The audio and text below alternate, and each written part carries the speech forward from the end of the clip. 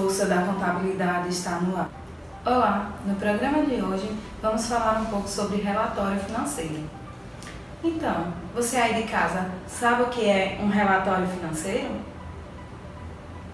Relatórios financeiros são ferramentas fundamentais da tomada de decisão nas empresas. Existem inúmeros tipos de relatórios que vão auxiliar a gestão do negócio, seja nos próximos investimentos, na análise da saúde financeira e taxa de inadimplência, por exemplo. Para compreender melhor, irei entrevistar alguns especialistas que irão abordar um pouco das IFRs 10, 11 e 12. IFRS são normas internacionais de relatórios financeiros. A IFR 10 altera a definição de controle para que os mesmos critérios sejam aplicados em todas as entidades para determinar o controle. Para explicar melhor, irei entrevistar Jamile, que é especialista no assunto. Olá, agora vamos falar um pouquinho sobre o relato financeiro. Dentro do relato financeiro, temos um primeiro ponto a ser abordado, que é consolidação das anotações financeiras IFRS 10. Bom, vamos lá. O que é essa demonstração financeira? As demonstrações financeiras consolidadas, segundo o CPC 36, são as demonstrações contábeis de um grupo econômico em que seus ativos, passivos, patrimônio líquidos, receitas e despesas e fluxo de caixa da controladora e de suas controladas são apresentados como se fosse uma única entidade econômica. Tem como seu maior objetivo a adoção é permitir que ele descreva, ilustre e analise os seus objetivos afetivos. Suas principais características são os elementos das demonstrações financeiras, o balanço patrimonial, demonstração de resultado, demonstrações de fluxo de caixas, demonstração e informação por segmento de negócios, as suas notas e as suas divulgações. Elas também podem ser alcançadas características qualitativas nas demonstrações financeiras, tais como a comprehensibilidade, a relevância, confiabilidade e a comparatibilidade. Os requisitos contábeis do pronunciamento da consolidação são os seguintes. Demonstrações consolidadas elas devem conter. O primeiro ponto a ser abordado é combinar itens similares do ativo, passivo, patrimônio líquido, receitas e despesas de um fluxo de caixa da controladora com os seus controlados. O segundo ponto é compreender o valor contábil do investimento da controladora em cada controlada e a parcela da controladora no patrimônio líquido de cada controlada. O pronunciamento técnico é o CPC 15, lá onde ele explica a contabilização de qualquer ato que corresponde a essa demonstração. O terceiro ponto a ser abordado é a eliminar integralmente os ativos e passivos, patrimônio líquidos, receitas, despesas e fluxo de caixas num intergrupo relacionado às transações entre as entidades. Dentro desse grupo, existe o resultado decorrente das transações do intergrupo que sejam reconhecidos em ativos, tais como os estoques, ativos fixos. Eles também são similares integralmente. Os prejuízos do intergrupo podem indicar uma redução no valor recuperável do ativo e que exige também o seu reconhecimento nas demonstrações consolidadas. No pronunciamento técnico CPC 32, tributo sobre o lucro se aplica também às diferenças temporárias que surgem em eliminação de lucros e prejuízos resultantes das transações do intergrupo. Dando continuidade, vamos falar sobre exemplos ilustrativos. Exemplo prático sobre a IES 10. Eventos subsequentes. A data final do período do relatório é a data crucial na elaboração das demonstrações financeiras, uma vez em que serve de corte para os eventos e transações que serão incluídos no resultado, posição financeiras e fluxo de caixa do período. Contudo, alguns eventos que ocorrem após essa data podem fornecer informações adicionais sobre os eventos e transações que ocorrerão antes da data final do período deste relatório. Os eventos que podem vir a ser considerados são aqueles que ocorrem entre a data final do período do relatório e a data de autorização para a emissão. Adicionalmente, alguns eventos que ocorrem neste período devem originar ajuste e outros não devem gerar ajuste, apenas a menção em nota explicativa. Vamos para um exemplo prático. Beta está preparando suas demonstrações financeiras referente ao exercício fim de 31 de dezembro de 2009, cuja autorização para a emissão é em 20 de março de 2010. O órgão que autoriza é o Conselho de Administração. No dia 20 de fevereiro de 2010, feriado nacional, um dos depósitos foi alvo de vândalos que o incendiaram. O depósito foi construído por um custo de 2 milhões e ficou pronto para o uso em 1º de janeiro de 2005.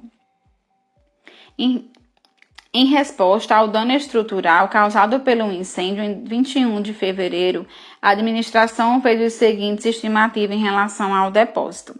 O valor recuperável agora é de 800 mil.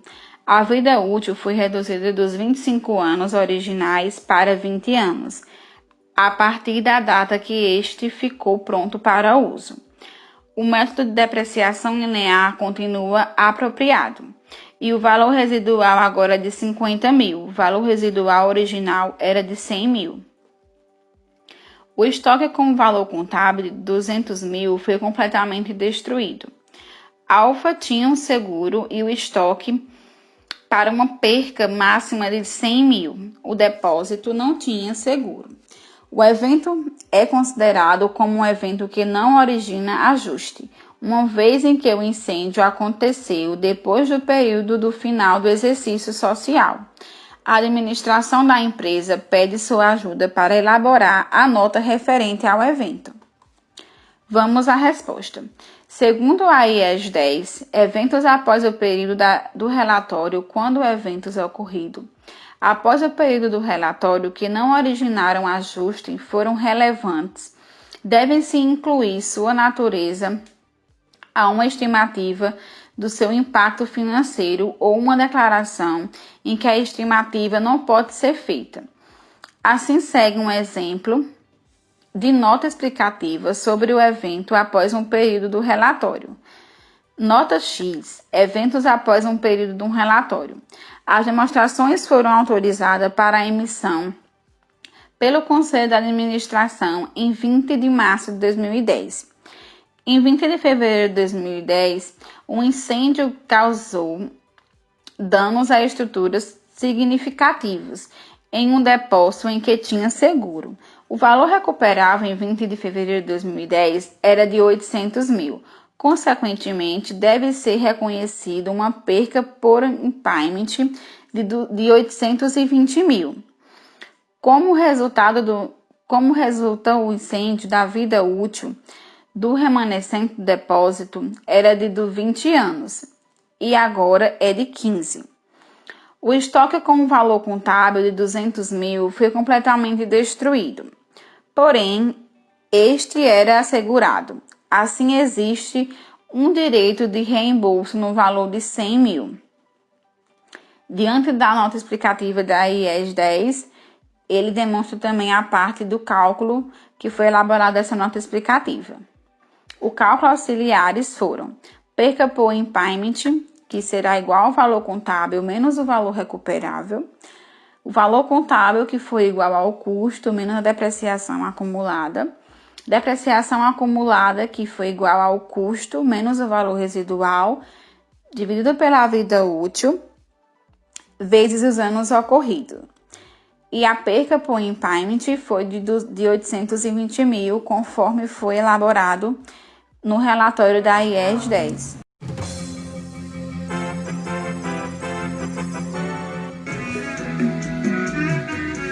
Sua ofensa tá fazendo mais estrago que a sua traição. Minha cama droga de tamanho. Ei, galerinha, você que tá aí na sofrência, no tédio, sem entender muito desse vídeo, então preste atenção que na sexta-feira, eu disse na sexta-feira, dia 20, teremos a solução para o seu problema. A estreia do nosso programa Roda da Contabilidade, que terá como prêmio nada mais, nada menos que R$100.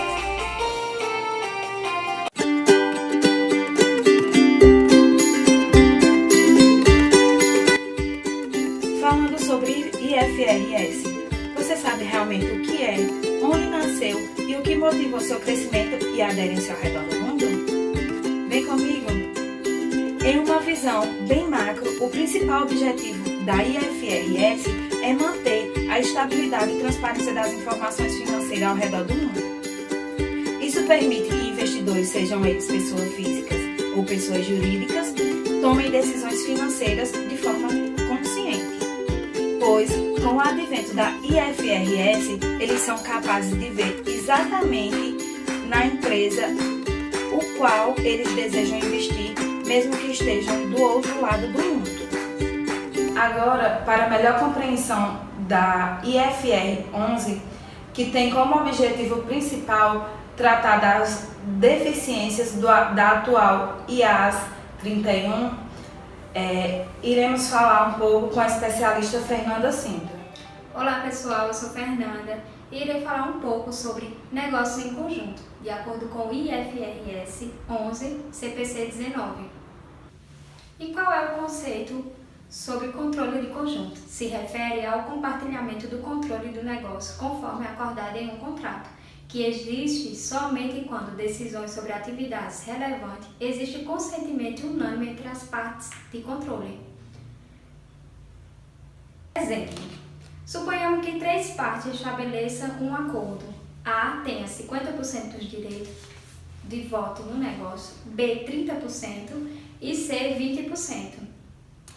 Logo, o acordo contratual entre A, B e C especifica que, no mínimo 75% dos direitos ao voto são necessários para a tomada de decisão sobre atividades relevantes ao negócio.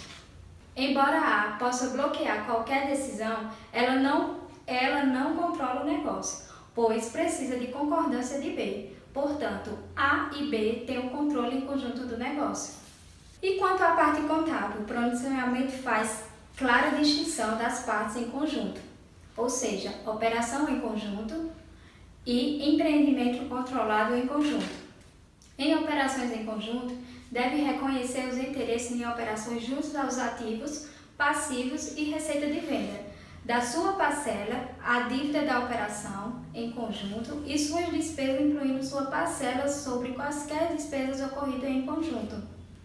Em empreendimento em conjunto, deve reconhecer o investimento e deve contabilizar esse investimento utilizando o método de equivalência patrimonial, de acordo com o CPC 18. Isso não ocorrerá a menos que a entidade esteja isenta no método de equivalência patrimonial, conforme especificado em pronunciamento e se permitido legalmente. Vou relatar agora alguns fatos reais sobre exemplos de operações em conjunto e empreendimento em conjunto. Em operações em conjunto, temos o exemplo das empresas Volvo, que se uniu com a Uber para desenvolver o carro autônomo. As duas empresas usarão o mesmo veículo base para teste. A Volvo anunciou uma parceria com a Uber para acelerar o desenvolvimento dos carros que andam sem motorista. As duas empresas farão investimento em conjunto de mais de 300 milhões de dólares, cerca de 967 milhões em reais, nesse projeto. Em nota, a Uber compara o modelo adaptado e adicionará suas próprias tecnologias para fazer ele andar sozinho. Mas o carro do futuro não será um modelo já existente. As empresas desenvolverão um novo veículo. Em um dos relatos, o diretor executivo da Uber disse: mais de 1 milhão de pessoas morrem todos os anos em acidentes de carro. São tragédias que a tecnologia autônoma pode evitar. Agora irei apresentar um vídeo falando um pouco desse produto, da união da Uber com a Volvo, onde eles mostrarão como será esse novo projeto. Uber e Volvo são antigas parceiras no desenvolvimento da tecnologia para carros que um dia serão autônomos. Só que até agora, basicamente, a Uber tem adaptado carros da Volvo, instalando toda a parafernália digital para fazer com que os veículos ganhem autonomia. Hoje as empresas fizeram um anúncio conjunto dizendo que a parceria vai mais longe. A Volvo vai passar a incorporar as tecnologias testadas nos carros da Uber a seus modelos na própria linha de produção. Ou seja, não estamos mais falando de acessórios incorporados aos automóveis já prontos, mas de carros que já serão fabricados com os radares e sensores que a Uber vem testando nos últimos anos. A Volvo anunciou que espera, inclusive, começar a comercializar carros com esses recursos já embarcados até o final de 2020. O primeiro modelo da parceria é a SUV XC90. O carro ainda traz volantes e pedais, mas, segundo as empresas, já está pronto para a condução autônoma.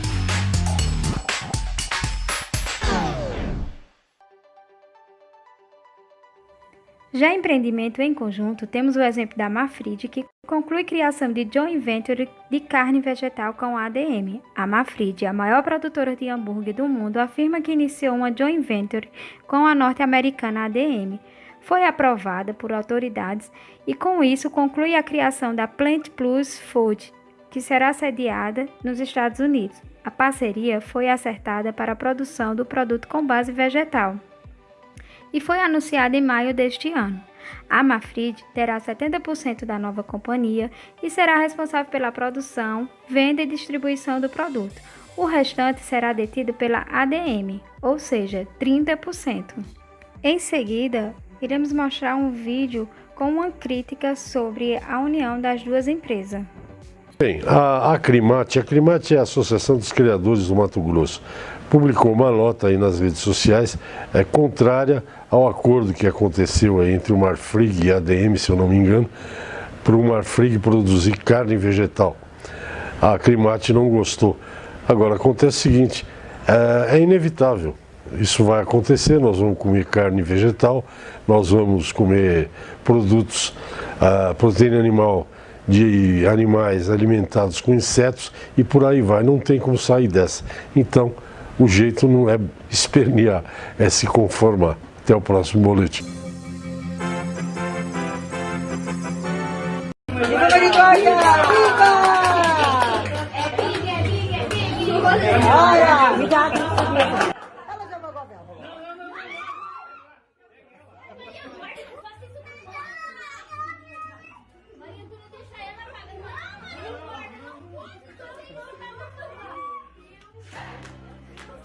Não precisa brigar, galera. A regra do jogo é clara. Basta assistir o vídeo até o final e prestar bastante atenção para ganhar um prêmio de R$100, viu? No Roda Roda da nossa contabilidade. É nessa sexta-feira, não percam!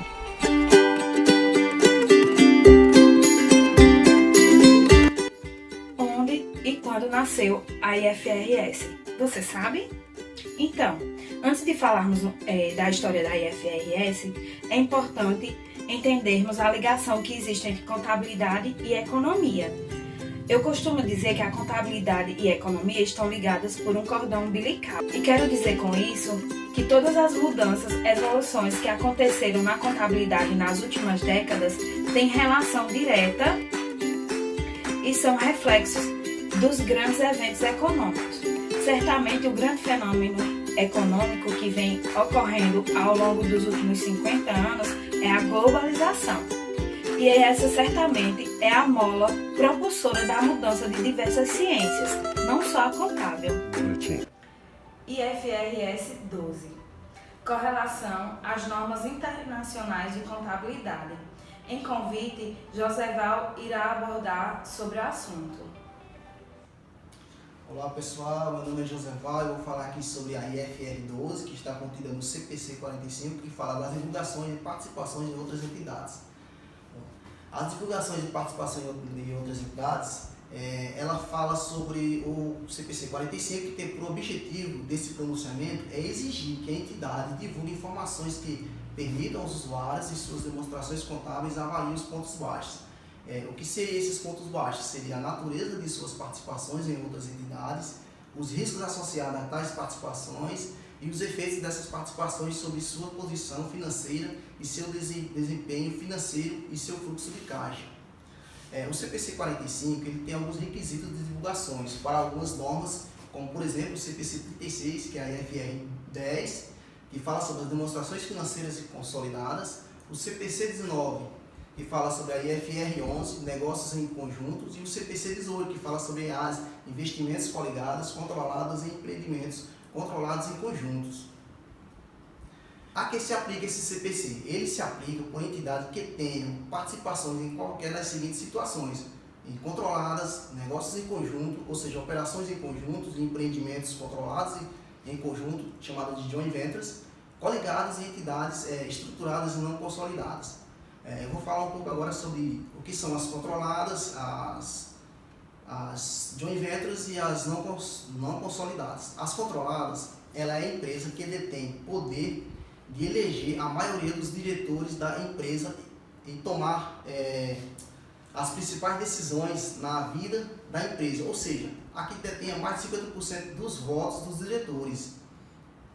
Negócios em conjunto são operações em que o conjunto de empreendimentos controlado em conjunto, as chamadas joint ventures, que são união com riscos, é um negócio conjunto onde duas entidades se juntam para tirar proveito de alguma atividade por um determinado tempo, sem que cada uma delas perca a sua identidade própria. Coligadas. Para que uma empresa seja uma coligada à outra, é quando uma delas tem influência significativa sobre a outra. Entidades estruturadas não consolidadas, entidade estruturada é uma entidade que foi projetada de modo que os diretores de voto ou similares não são um fator dominante a decidir quem controla a entidade. A exemplo disso tem o banco. O banco ele administra diversos fundos de investimento, os quais são considerados como entidades estruturadas não consolidadas. A entidade ela deve divulgar as seguintes informações: suas controladas, que têm participações de não controladas, que sejam materiais para entidades que reportem, o nome da controlada, a sede da controlada, a proporção e participação societária da entidade por sócios e não controladores, proporção dos direitos a votos detidos por sócios não controladores ser diferente da proporção de participação societárias detidas. Os lucros e os prejuízos alocados à participação de não controladas das controladas durante o período de reporte, participação de não controladores acumulada da controlada ao final do período a que reporte e informações financeiras resolvidas sobre a controladora. As participações incontroladas. Participações incontroladas são investimentos adquiridos por uma determinada empresa, a investidora, no capital de outra empresa, a investida. O que o CPC exige? Ele exige que a entidade deve divulgar informações que possibilitem aos usuários de suas demonstrações consolidadas as demonstrações contábeis do grupo econômico, como o ativo, o passivo, o patrimônio líquido, a receita e a despesa e fluxo de caixa da controlada e de suas controladas. São apresentados como se fosse uma única entidade econômica. Para os usuários compreender a composição do grupo, a participação de sócios, não controladores nas atividades e fluxo de caixa do grupo econômico, avaliar também a natureza e a extensão de restrições significativas sobre sua participação de acessar ao uso ativos, líquidos e passivos do grupo. Também avaliar também a natureza dos riscos associados à sua participação em entidades estruturadas, consolidadas, mudanças nesses riscos, os efeitos das mudanças em sua participação societária, em controlada, que não resulta em perda de controle, e os efeitos da perda de controle de controlada durante o período a que reporte. A participação em negócios em conjuntos em coligada. A entidade ela deve divulgar informações que possibilitam aos usuários suas demonstrações contábeis para avaliar a natureza, a extensão, os efeitos financeiros de sua participação em negócios em conjuntos em coligadas, incluindo a natureza e os efeitos de sua relação contratual com os demais investidores que tenham controle conjunto ou influência significativa sobre o negócio em conjunto sobre coligadas. Ela também deve divulgar a natureza dos riscos associados à sua participação em empreendimentos controlados em conjunto, são as joint ventures, e a coligadas e mudanças desses riscos.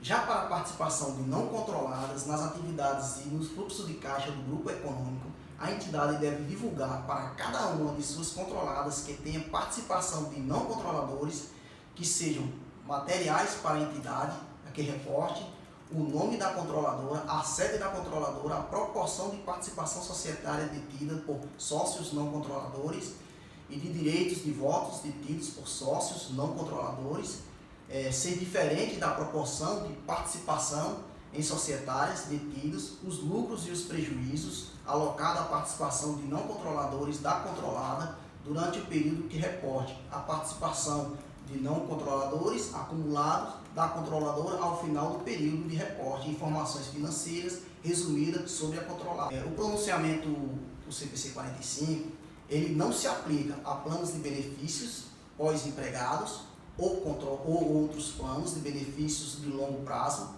Emprega também as quais se aplica o CPC 36, benefícios a empregados, demonstrações separadas de entidades nas quais se aplica o CPC 35, participações de outras entidades que sejam contabilizadas de acordo com o CPC 48. A entidade ela deve divulgar a quantidade de detalhes que deve fornecer para satisfazer as necessidades de informações aos usuários. E ênfase que deve colocar nos diferentes aspectos das exigências, como agregar as informações à entidade que deve divulgar, como agregou as suas participações, ou seja, a entidade ela que decide que informação ela deve divulgar para satisfazer os seus usuários.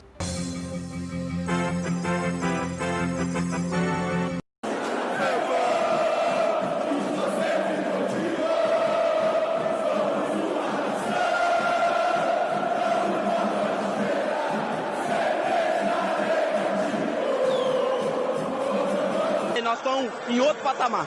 Mas o Flamengo teve cabeça no lugar? E a galera vai à loucura, porque aqui é outro patamar, né, meu bem? Então seja como os torcedores do Flamengo e estudem e amem a contabilidade. E preste bastante atenção nesse vídeo para ganhar o prêmio na sexta-feira.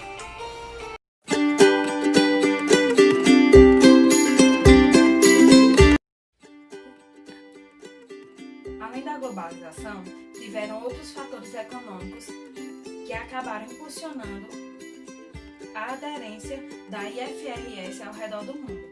Quais foram eles? Bom, vamos entender de forma sumária e objetiva algum desses fatores nesse vídeo. Não sei se você ouviu falar, mas as normas internacionais nasceram há muitos anos atrás, precisamente no início dos anos 70. Contextualizando, a década de 70 foi uma década de grandes mudanças no mundo. O processo de globalização adquire força com a popularização dos programas de televisão, o que de certa forma contribui muito para o crescimento do comércio com o aumento de importação e exportações. Com a TV, as pessoas começaram a acompanhar o que acontecia do outro lado do mundo. E com a importação, conseguia ter acesso ao objeto e mercadorias vindas de vários lugares ao redor do mundo. O mercado de capitais também é influenciado por esse fenômeno de globalização do comércio. E como consequência, em 1973, 9 países se juntaram em Londres e criaram a IASC, com o objetivo de criar um padrão contábil internacional que facilitasse as movimentações de mercados capitais entre os países. Nessa época, cada país tinha sua própria norma contábil e a mais famosa e também a mais robusta eram as normas contábeis norte-americanas, a IASGAP. A IASGAP era a norma contábil mais famosa e também mais atualizada em relação às normas praticadas naquela época, por uma razão muito simples. A economia americana vivia um grande momento no final dos anos 60 e início dos anos 70. Os Estados Unidos, nos anos posteriores ao término da Segunda Guerra Mundial, estimulavam os demais países vendendo seu projeto de American Way of Life. Essa euforia alcançava vários países que compravam o discurso americano ao redor do mundo.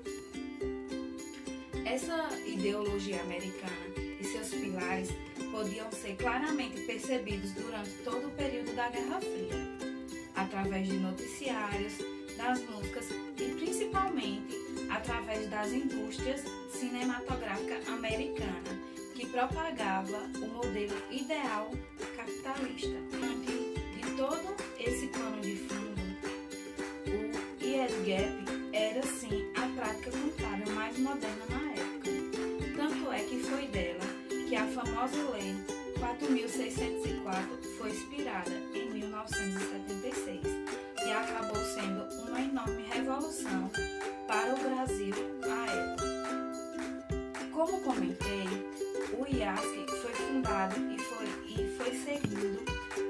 países adequam ao longo dos anos, mas ainda não tinha apelo suficiente para se tornar uma linguagem contábil com aderência global, conforme planejavam seus idealizadores. Com a crise do petróleo, a partir da metade dos anos 70 em diante, e que levou os Estados Unidos a uma grande recessão à economia americana, tem um revés importante. Ao mesmo tempo que a economia dos países como o Japão e a Alemanha, à época, começavam a crescer. Em 1989, cai o comunismo na Europa, com a queda do Muro de Berlim, marcando o desenvolvimento e a ascensão de grandes movimentos sociais e econômicos em toda a União Europeia, tais como o livre comércio, a livre circulação de pessoas e o enorme incentivo no mercado de capitais europeia, tais como o livre comércio, a livre circulação de pessoas e o enorme incentivo no mercado de capitais. Diante desse cenário, o IASC crescia como um órgão de normatização contábil internacional do setor privado, que à medida que a União Europeia se desenvolvia, conseguiu ganhar o respeito e apoio dos órgãos regulamentadores dos principais mercados e governos europeus. Além de propagadores de usuários de demonstrações contábeis ao redor do mundo, o IASC era o único órgão competente de normatização contábil internacional no final dos anos 90.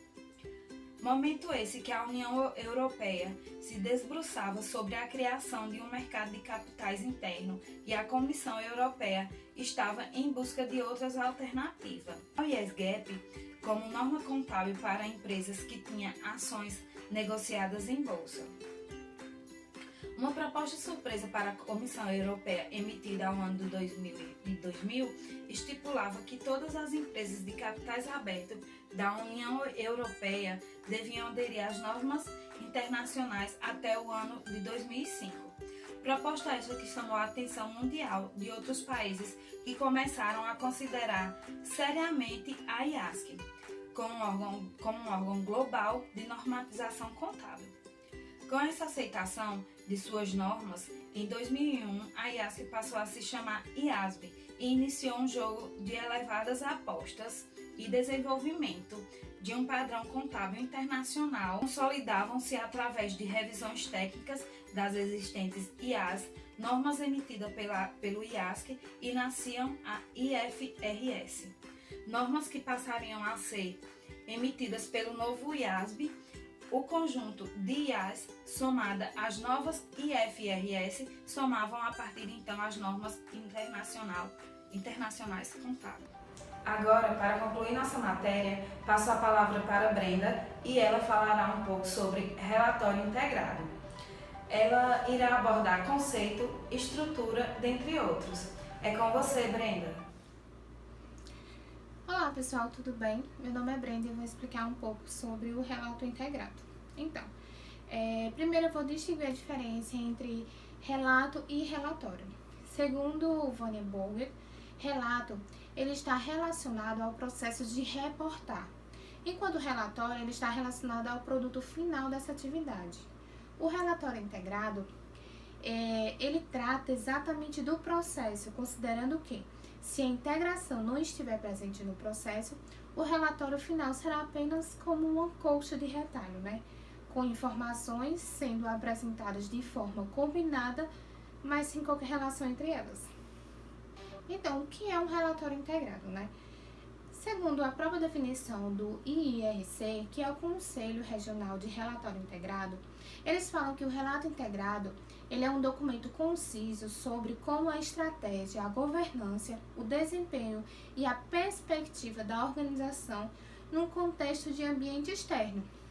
Ou seja, eles levam a geração do valor no curto, médio e longo prazo.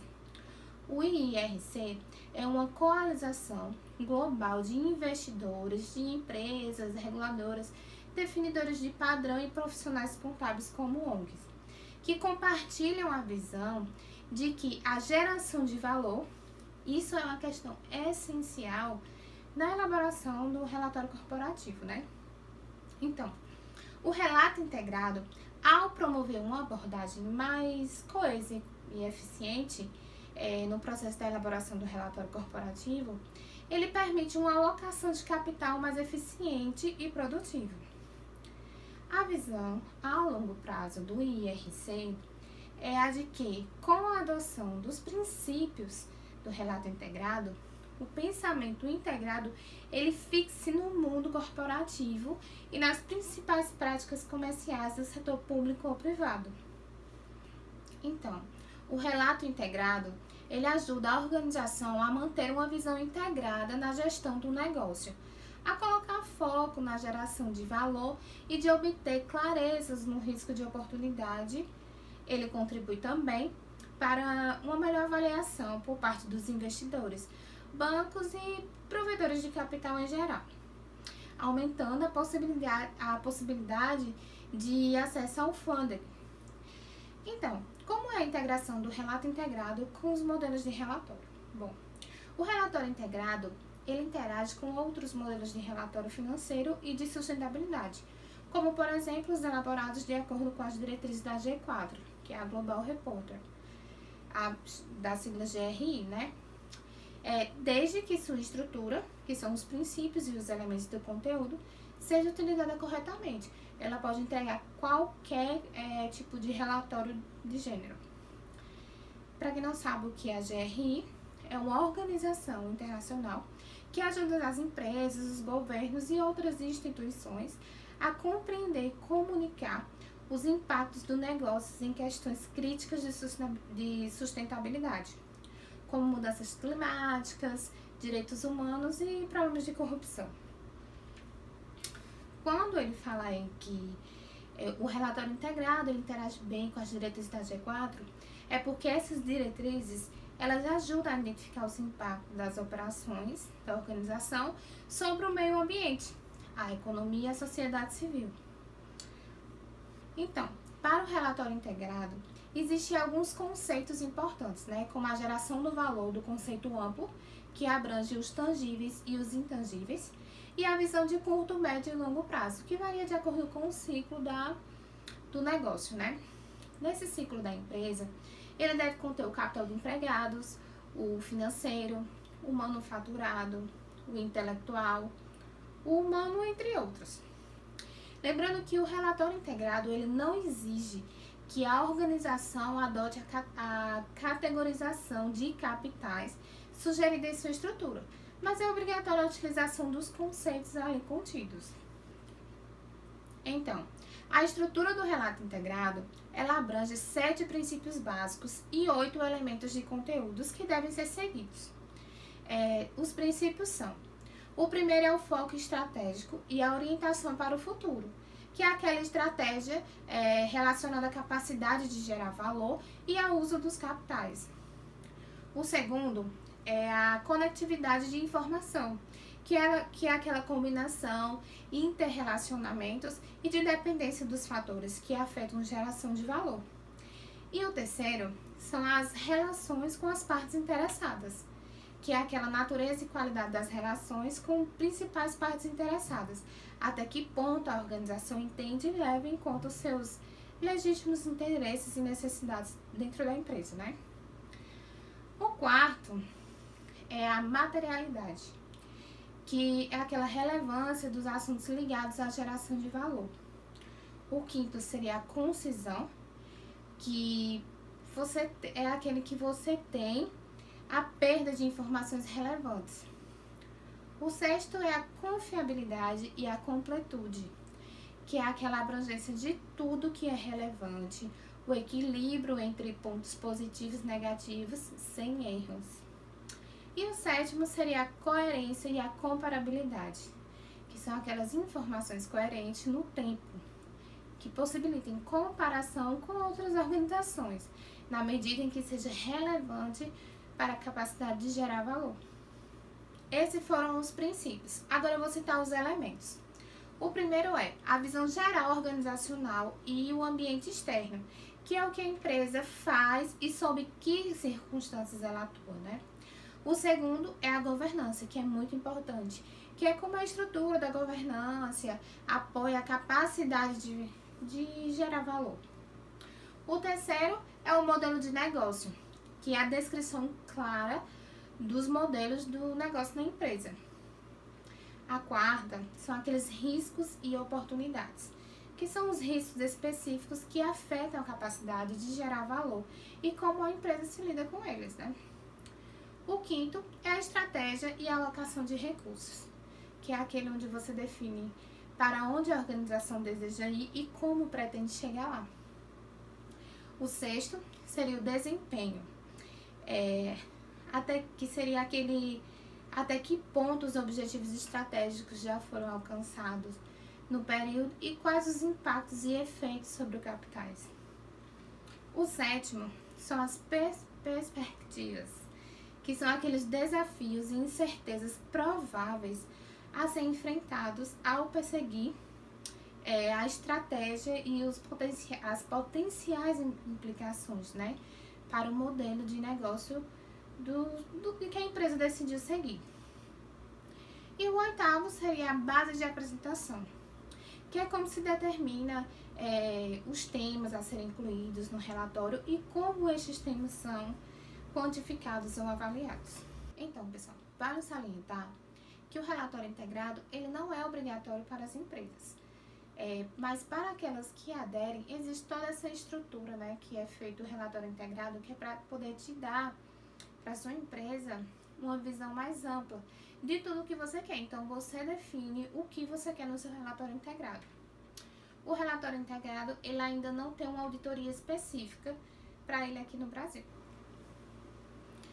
Então, é isso, pessoal. Eu espero que vocês tenham gostado e tenham compreendido um pouco sobre o relatório integrado. Agora, vamos fazer uma questão de fixação para ver se a gente realmente entendeu o assunto. Vamos lá? Então, pessoal, agora vamos dar continuidade em algumas questões para ver se a gente fixou sobre o assunto de relato integrado.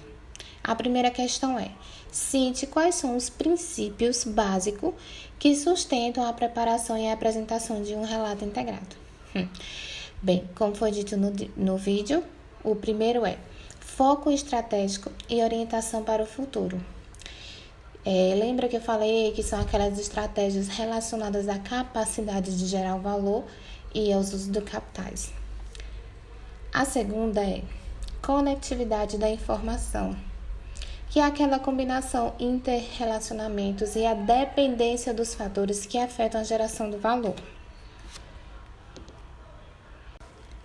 O terceiro é a relação com partes interessadas, que é a natureza e a qualidade das relações principais, das principais partes, né?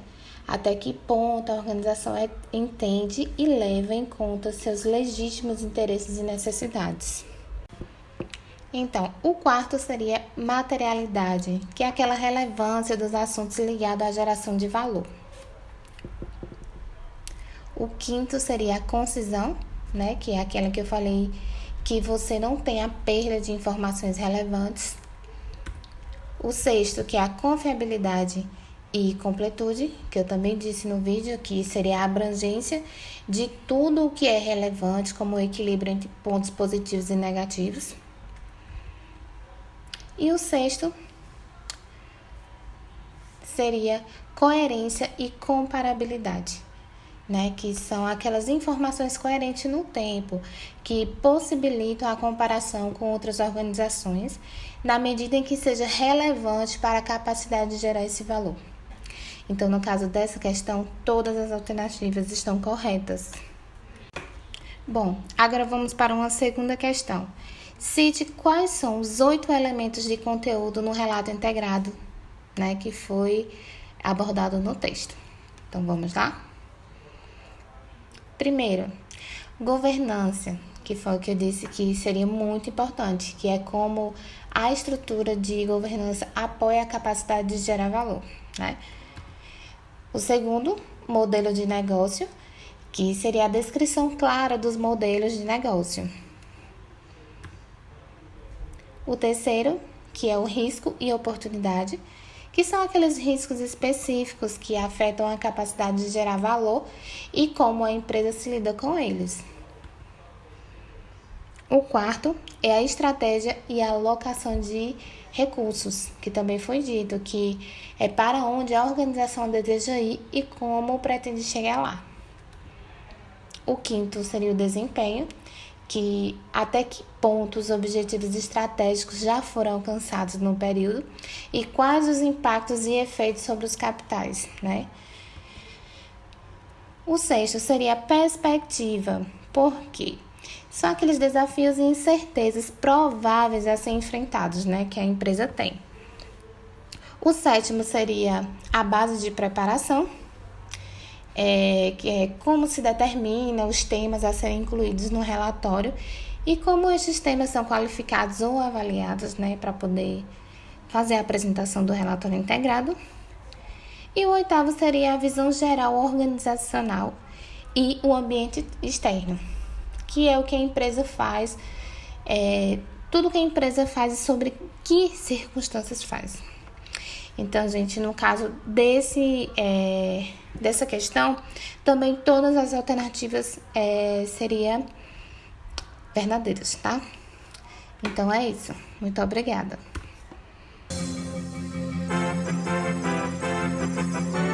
A única coisa que passou é que eles fizeram uma exportação, se eu não me engano, para o Japão.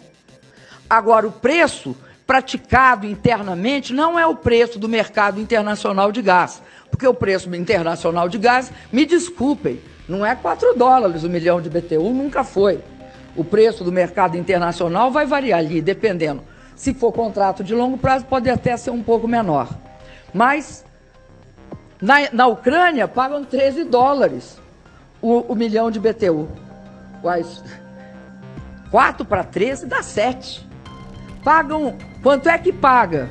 Depois do furacão, aliás, 4 para 13 dá 9. Eu estou pensando no furacão, em Fukushima. Como é que chama? No Japão, o tsunami.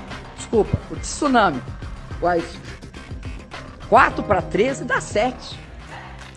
Não seja como a Dilma, viu? Que se perdeu na hora de responder a questão. Presta atenção no nosso vídeo para ganhar o nosso prêmio de R$100 que iremos cestar no Roda Roda da Contabilidade. Tu vai sentar mais uma vez, sextou.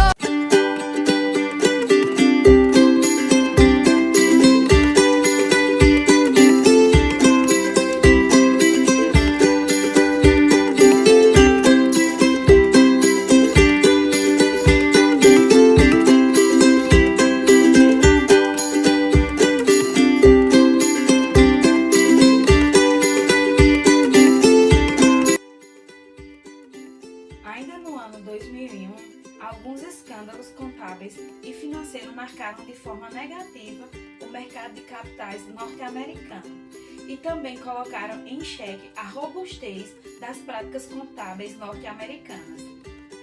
Com a crise que enfrentavam, a ISGAP, seu principal concorrente, as normas internacionais de contabilidade se fortaleciam e ficavam cada vez mais evidentes.